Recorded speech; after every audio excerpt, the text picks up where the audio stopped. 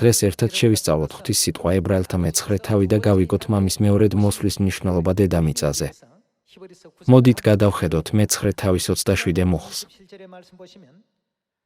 და როგორც ადამიანებს ერთხელ უწერიათ სიკვდილი და მერე განკითხვა. ასევე ქრისტეც, რომელმაც ერთხელ შესწირა თავი, რომ აღეხოცა მრავალთა ცოდვა. მეორედ გამოჩნდება არა ცოდვებისაგან განსაწმედად, არამედ მის მომლოდინეთა სახსნელად. 죄와 상관없이 자기를 바라는 자들에게 두 번째 나타나시리라 하고 있습니다. მისი პირველი მოსვლისას იგი მოვიდა ამ ქვეყნად ჯვარზე ცოდვის შესაწირავად, ხოლო მეორედ მოსვლისას მოვიდა ამ ქვეყნად მთელი კაცობრიობის გადასარჩენად. მერე მამა ღმერთმა თქვა, რომ როცა მეორედ მოვა, მარტო მოვა ჩვენი გადასარჩენად. ვისთან ერთად გამოჩნდა იგი ჩვენს გადასარჩენად.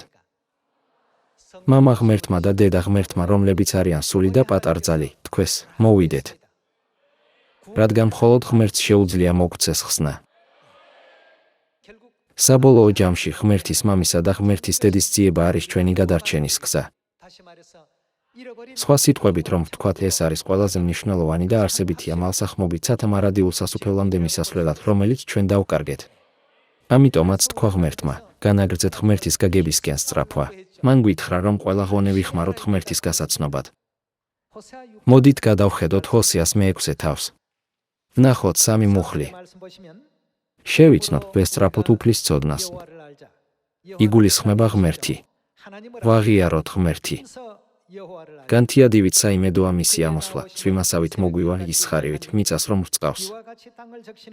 შეხედეთ მუხლს ნომერი 6.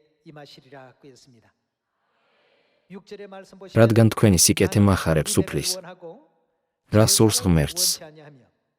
ცოდნა და არა აღსავლენი. კარგია, რომ ბევრ მსხვერპლს ვწირავთ, ანუ ღმერთს თაყვანს ვცემთ, თუმცა ამაზე უკეთესია, რომ სწორად გავიცნოთ ღმერთი. მაშინ დღეს დედამიწის მრავალრიცხოვანმა ეკლესიამ იცის თუ არა ახალი სახელი, ქრისტიან სანგხონგ. არა. ვინაიდან ისინი არ იცნობენ ღმერთს მამას, ავტომატურად ვერ იცნობენ ღმერთს დედას. ეს იმიტომ ხდება, რომ ბიბლიაში ნაწინასწარმეტყველებია, რომ ღმერთის დედის არსებობა მხოლოდ ღმერთის მამის მეშვეობით შეგვიძლია ვიცოდეთ. ამიტომ უნდა ვისწრაფოდეთ შევიცნოთ ღმერთი და სწორად მივიღოთ ღმერთის დედა, რათა არ დავკარგოთ სათამარადილ სასუფეველში შესვლის შანსი. 놓치지 않는 그런 여러분과 제가 꼭 되어야 되겠습니다.